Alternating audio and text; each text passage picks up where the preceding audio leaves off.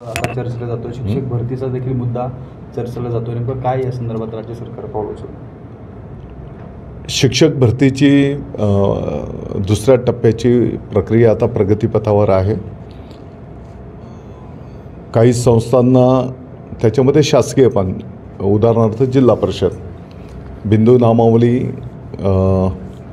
त्यांची कागदपत्रांची पूर्तता करणं याला वेळ लागत होता आणि म्हणून ती मुदत वाढवून देण्यात आलेली आहे. मला वाटतं की शिक्षक भरतीची प्रक्रिया पुढच्या 8 दिवसामध्ये सुरू होईल. मी असं बोललेलो नाही. मी असं बोललो की येणाऱ्या शैक्षणिक वर्षामध्ये म्हणजे जून महिन्यापासून जे काही आपल्या शाळा सुरू होतात, साधारणपणे येणाऱ्या वर्षाला म्हणजे 25-26 असं आपण बोलू शकतो. इयत्ता पहिली फक्त या वर्गाच्यासाठी CBSEचा पॅटर्न ॲडॉप्ट करणार असं मी बोललो. CBSEचा पॅटर्न ॲडॉप्ट करणार म्हणजे CBSEच्या ज्या चांगल्या गोष्टी आहेत त्या चांगल्या गोष्टी आपण आपल्या पाठ्यक्रमामध्ये घेणार. मग काही लोक बोलायला लागले की SSC बोर्डचं काय होणार आहे, बालभारतीचं काय होणार आहे. SSC बोर्ड असेल, बालभारती असेल, यांचं अस्तित्व यापूर्वी जसं आहे ते कंटिन्यू राहील. त्यांच्याच माध्यमातून हे सर्व विषय पुढे नेले जातील आणि मला वाटतं की आणखी सविस्तर बाबी त्या पत्रकार परिषदेच्या माध्यमातून, सभागृहाच्या माध्यमातून संपूर्ण महाराष्ट्राच्या पालकांच्यासाठी, विद्यार्थ्यांच्यासाठी, जसं मी आता बोललो की या क्षेत्रात कार्य करणारे अनेक महानुभाव आहेत, त्यांच्यासाठी आम्ही ठेवणार आहोत. माननीय मुख्यमंत्री महोदय मला वाटतं की काही मिनिटांमध्येच आता बैठकीसाठी या ठिकाणी येत आहेत. निश्चितपणे 2027मध्ये जो काही कुंभमेळा संपन्न होणार आहे त्या पार्श्वभूमीवर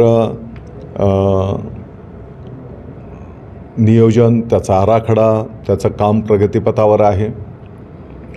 स्थानिक पातळीवरच्या काय काही आपल्या अपेक्षा आहेत त्या आपण मुख्यमंत्री महोदयांच्या समोर ठेवूया. त्यातल्या त्यात काल केंद्र शासनाने चांगला निर्णय केला. कांदा निर्यातीच्या संदर्भामध्ये जे काही 20% ड्युटी होती ती रद्द करण्याचा निर्णय केंद्र शासनाने केला. माननीय पंतप्रधान नरेंद्र मोदी साहेबांचा नाशिकच्या आणि महाराष्ट्राच्या सर्व कांदा उत्पादक शेतकरी बांधवांच्या वतीने आम्ही आभार व्यक्त करतो. आणि मला वाटतं की नाशिक जिल्ह्याच्या विकासाच्या दृष्टिकोनातनं जे काही प्रकल्प यापूर्वी पण प्रगतीपथावर होते, किंबहुना आपल्याला काय अपेक्षित आहे ते मुख्यमंत्री महोदयांच्या समोर आम्ही सर्व मिळून ठेवणार आहोत. CBSE पॅटर्नच्या संदर्भामध्ये येणाऱ्या 2-3 दिवसाच्या आत सविस्तरपणे पत्रकार परिषद घेऊन या संदर्भातली सर्व माहिती आम्ही विद्यार्थी, पालक, शिक्षण क्षेत्रातले कार्य करणारे अनेक महानुभाव आहेत, आमचे शिक्षक वर्ग आहेत, यांच्यापर्यंत देणार आहोत. मी तेच सांगतो की कदाचित काही ठिकाणी त्याचं संपूर्ण माहिती लोकांपर्यंत गेलेली नसेल, किंबहुना त्यांनी पण या विषयाच्या संदर्भात माहिती घेतलेली नाही आणि म्हणून काही गैरसमज आहेत. मला वाटतं की पत्रकार परिषद घेऊन आता अधिवेशन चालू आहे.